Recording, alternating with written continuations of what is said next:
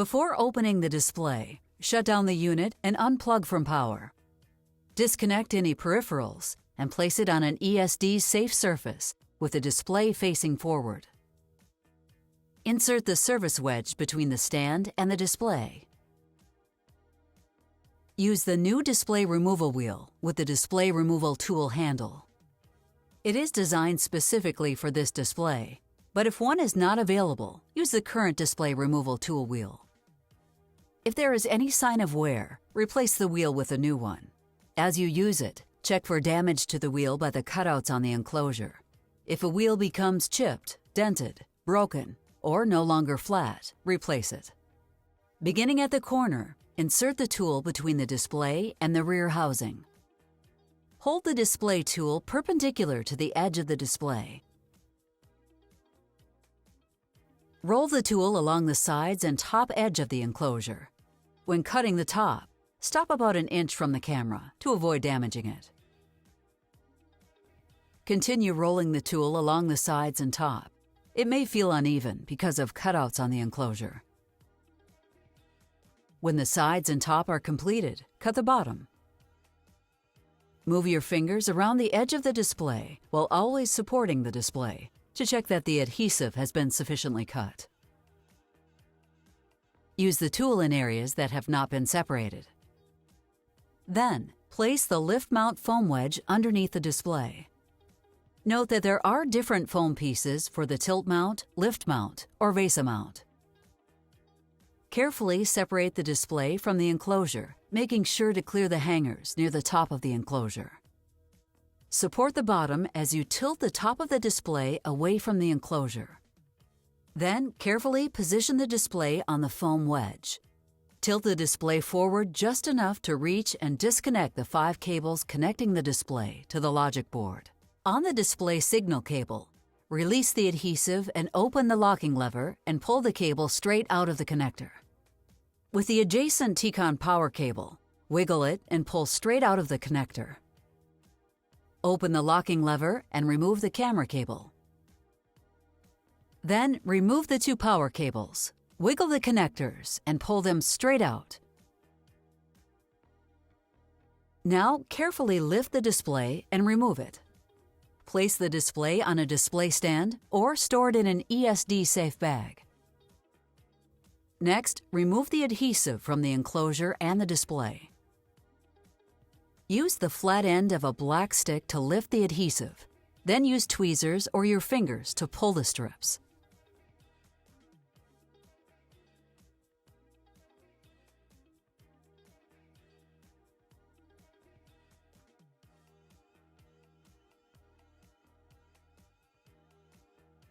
Remove any remaining adhesive by wiping the rear housing with an IPA wipe. Do not use an IPA wipe on the display.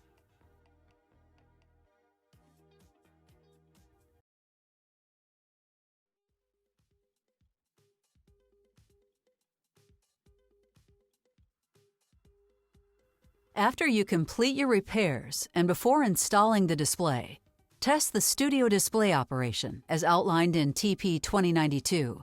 Testing the display using the display extension cable kit.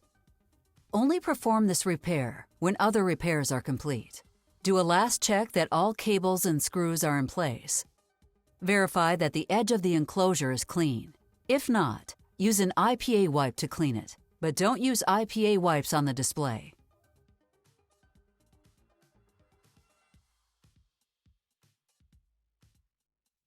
Identify each of the adhesive strips and verify that they match the enclosure. Install new adhesive strips to the sides by removing the white protective liner slowly as you position it.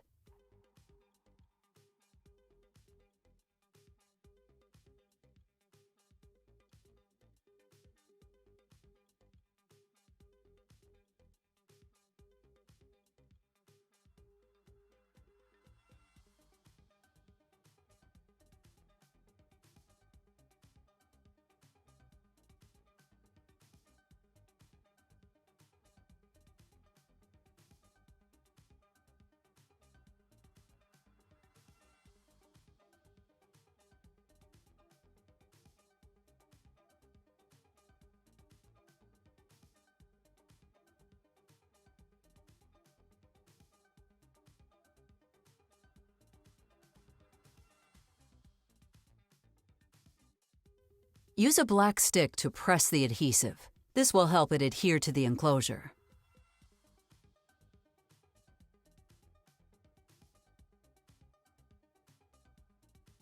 Install new adhesive strips to the top and bottom by removing the white protective liner slowly as you position it. Use a black stick to press the adhesive to the enclosure.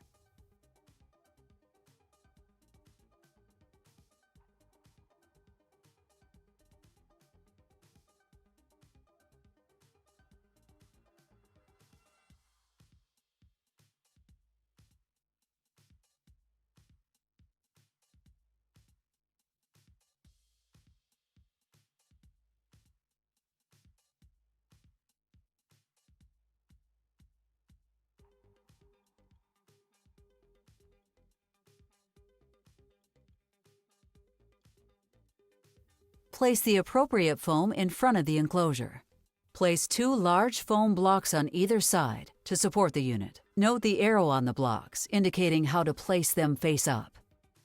Carefully place the display on the foam. Reconnect the display backlight and power connectors to the display.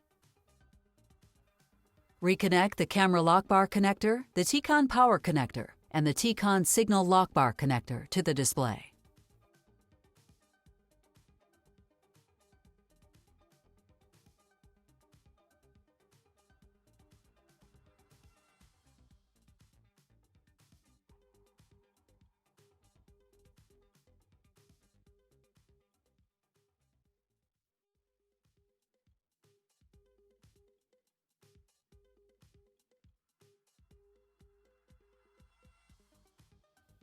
Position the display into the enclosure and make sure the display hangers are engaged.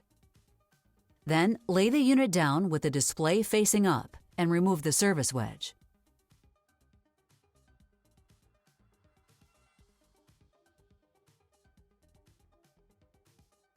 Check the alignment of the display with the enclosure. Lift the bottom of the display slightly and remove the liner. Don't lay down the display completely. Keep a slight gap as you remove the liners around the display. Repeat the process to remove the liners on the sides and then the top.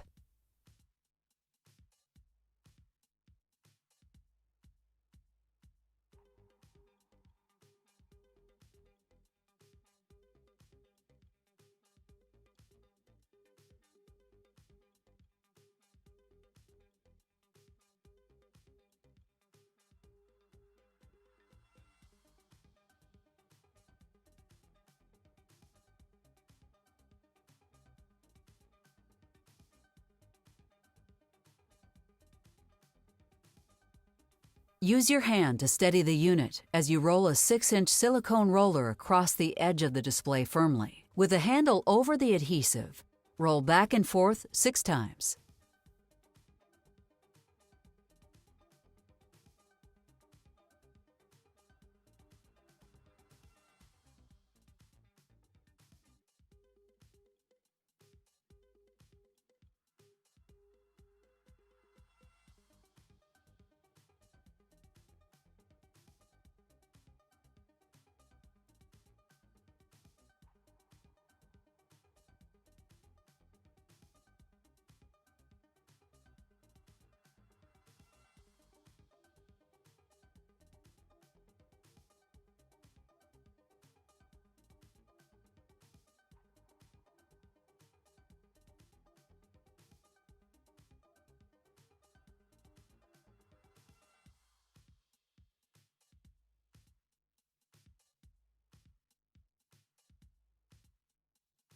And hold the edge of the display for 30 seconds.